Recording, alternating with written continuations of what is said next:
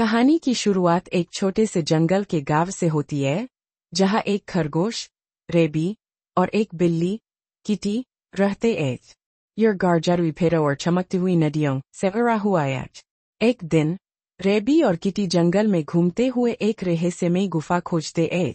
रेबी और किटी गुफा के अंदर जाते हैं और वहां 3 छोटी नंदें, 3 जादुई बत्तखें, देखते हैं। ये नंदें जादुई है और बोल सकती है। वे रेबी और किटी को बताती है कि उन्हें एक बुरे जादूगर ने गुफा में कैद कर रखा है और वे केवल तभी आजाद हो सकती है जब कोई उनकी मदद करे। रेबी और किटी नंदों की मदद करने का फैसला करते हैं। वे जंगल के बीचों बीच स्थित जादूगर के महल की ओर निकल पड़ते हैं। महल बहुत डरावना है, लेकिन रेबी और किटी हिम्मत नहीं हारते। महल के अंदर, रेबी और किटी जादूगर से मिलते हैं। जादूगर बहुत शक्तिशाली है और उसके पास जादुई ताकतें हैं। वह रेबी और किटी को रोकने की कोशिश करता है, लेकिन नंदों की जादुई शक्तियों की मदद से रेबी और किटी जादूगर को हरा देते हैं।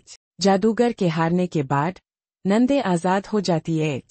वे रेबी और किटी को धन्यवाद देती है और उन्हें जंगल की रक्षा करने की जिम्मेदारी सौंपती है। रेबी और किटी खुशी खुशी गांव लौटते हैं और जंगल फिर से खुशहाल हो जाता है। गांव में सभी जानवर रेबी और किटी का स्वागत करते हैं। वे एक बड़ा जश्न मनाते हैं और नंदे उन्हें एक जादुई उपहार देती है, एक ऐसा पत्थर जो उन्हें कभी भी मुसीबत में मदद कर सकता है। इस कहानी से बच्चे सीखते हैं कि दोस्ती और हिम्मत से किसी भी मुसीबत का सामना किया जा सकता है। साथ ही, दूसरों की मदद करने से खुशी मिलती है। एक छोटे से गांव में, जहां हरियाली और खुशहाली थी, एक नन्ही सी गाय रहती थी। उसका नाम था मीठू। मीठू बहुत ही प्यारी और मासूम थी, लेकिन उसके अंदर एक जादुई रहस्य छुपा हुआ था। एक दिन, मीठू जंगल में घूम रही थी कि उसे एक चमकती हुई सोने की रात मिली।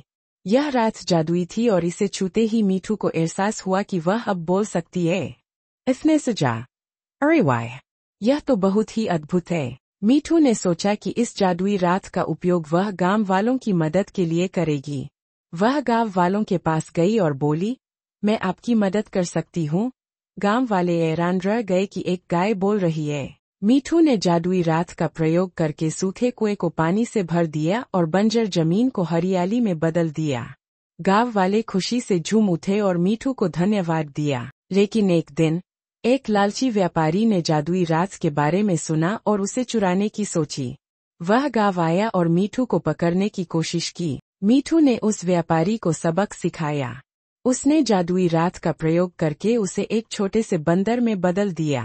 व्यापारी ने माफी मांगी और वादा किया कि वह फिर कभी लालच नहीं करेगा। गांव वालों ने मीठू की बहादुरी की सराहना की और उसे गांव की रक्षक घोषित कर दिया। मीठू ने जादुई रात को सुरक्षित रखा और गांव को हमेशा के लिए खुशहाल बना दिया। गांव में अंधेरा इतना गहरा था कि लोग एक दूसरे का चेहरा तक नहीं देख पा रहे थे। बच्चे रो रहे थे और बड़े चिंतित थे। तभी चांदनी, तारा और रोशनी ने फैसला किया कि वे इस अंधेरे को दूर करेंगी। चांदनी ने अपनी जादुई शक्ति से चांद की रोशनी को बुलाया। उसने अपने हाथों से एक चांदनी की चादर बुनकर आकाश में फैला दी। तारा ने तारों को आकाश में वापस लाने के लिए एक मधुर गीत गाया और तारे नाचते हुए आकाश में वापस आ गए। रोशनी ने सूरज की किरणों को जगाया और उन्हें गांव में फैला दिया। जैसे ही अंधेरा दूर हुआ, गांव वाले खुशी से झूम उठे। बच्चे हंसने लगे और बड़ों के चेहरे पर मुस्कान लौट आई। तीनों नंदों ने गांव वालों को समझाया कि प्रकृति का सम्मान करना चाहिए और उसे नुकसान नहीं पहुंचाना चाहिए। तीनों नंदों ने गांव वालों को विदाई दी और कहा कि जब भी उन्हें जरूरत होगी, वे उनकी मदद के लिए हमेशा तैयार रहेंगी। फिर वे आकाश में उड़कर चांद, तारों और सूरज के बीच विलीन हो गईं। और इस तरह 3 जादुई नंदों ने गांव को फिर से रोशनी और खुशी से भर दिया। उनकी कहानी गांव वालों के दिलों में हमेशा के लिए बस गई।